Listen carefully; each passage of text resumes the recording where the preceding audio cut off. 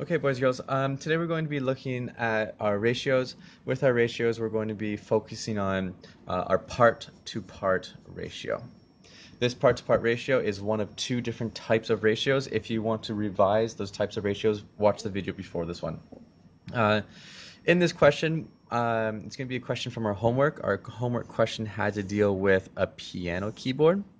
In the piano keyboard, I'm just going to draw it out right here just so we can use it as a reference, as a model. I have my black keys, and I have 1, 2, 3, my white keys, and then I have my black keys, 1, 2, and then I have my 1, 2, 3, my white keys.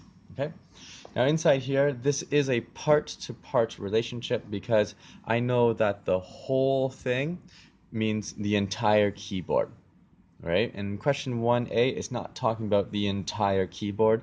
It just wants to know what's the relationship between the white keys and the black keys. And if we think about it, if the whole keyboard is the entire thing, it's made out of two parts, the white keys and the black keys. I'll just color those in just so that we can see them better.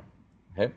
Now, because the white keys are part of the keyboard, the black keys is the other part of the keyboards, we have a part-to-part relationship. If we want to count these up, we can see, all right, how many white keys do I have? 1, 2, 3, 4, 5, 6, 7, 8, 9, 10, 11, 12, 13, 14. I have 14 white keys. And how many black keys do I have? 1, 2, 3, 4, 5, 6, 7, 8, 9, 10. I have 10 black keys. Now the question asks you though, if I have 42 white keys, how many black keys will I have? Well, in order to solve this, what we're going to do is we're going to set this up into a ratio table. Inside a ratio table, I have to identify what type of relationship I'm looking at. We know that since I'm looking at white keys to black keys, those are both parts of the entire thing. So this is a part-to-part relationship. I'm comparing white keys to black keys. How many white keys do I have? I have 14 white keys. How many black keys do I have? I have 10 black keys. And I want to know, well, if I have 42 white keys, how many black keys am I going to have? Well, let's look at this. A ratio means that this ratio is going to always be the same. So every time I add 14, that means I'm going to have to add 10. So every time I have 14 white, I must have 10 black. So if I have 14 white keys and I add another 14, I'm going to have 28 white keys. But if I add 14 white keys, that means I need to add 10 black keys. I'll have 20 black keys.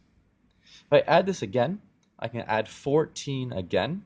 So 28 plus 14 is 42.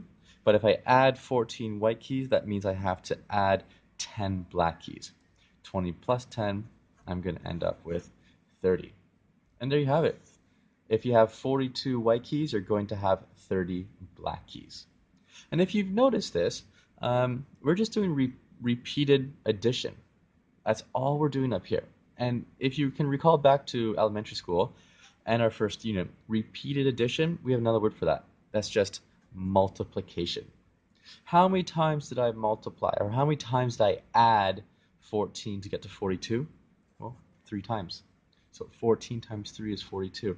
If I multiply the top by 3, what must I do to the bottom? That's right, do the same thing. I multiply it by 3 in order to maintain the same ratio. All right, so I hope that helps. If you have any questions, hit me up. I'll get back to you as soon as I can. Bye for now.